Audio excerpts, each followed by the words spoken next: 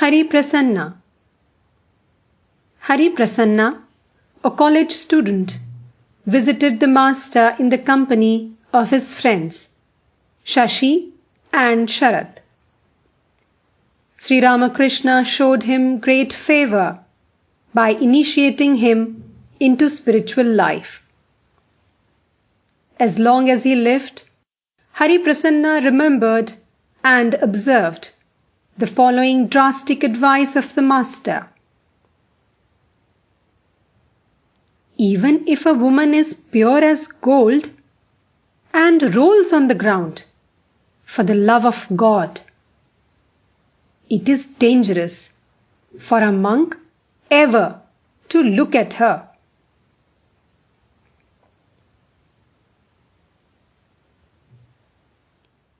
Kali.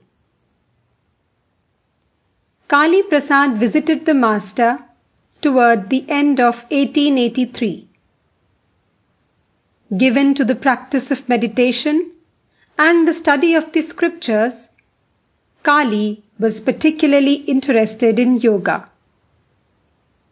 Feeling the need for a guru in spiritual life, he came to the master and was accepted as a disciple. The young boy possessed a rational mind and often felt skeptical about the personal God. The master said to him, "Your doubts will soon disappear. Others too have passed through such a state of mind. Look at Naren. He now weeps at the names of Radha and Krishna." Kali began to see visions of gods and goddesses. Very soon these disappeared, and in meditation he experienced vastness, infinity, and the other attributes of the impersonal Brahman.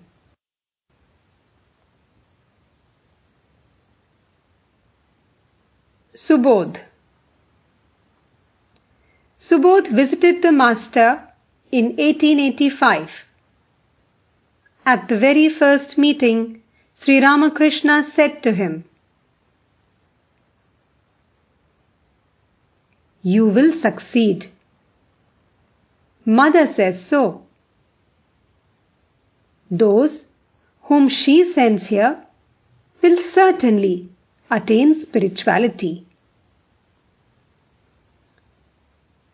During the second meeting, the master wrote something on Subodh's tongue, stroked his body from navel to the throat, and said,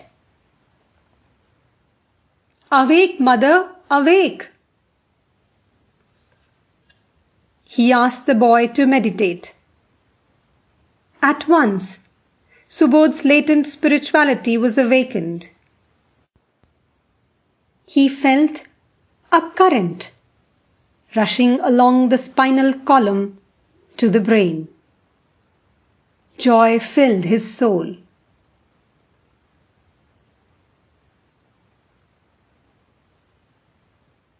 Sarada. One more young man, Sarada Prasanna by name, completes the small band of the master's disciples, later to embrace the life of the wandering monk. With the exception of the elder Gopal, all of them were in their teens or slightly over. They came from middle-class Bengali families, and most of them were students in school or college. Their parents and relatives had envisaged for them bright worldly careers.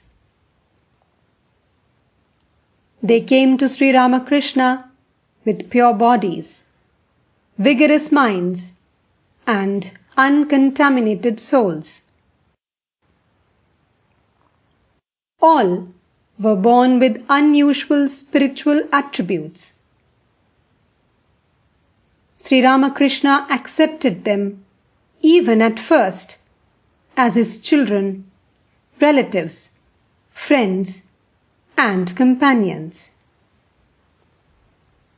His magic touch unfolded them, and later, each according to his measure, reflected the life of the Master, becoming a torch-bearer of his message across land and sea.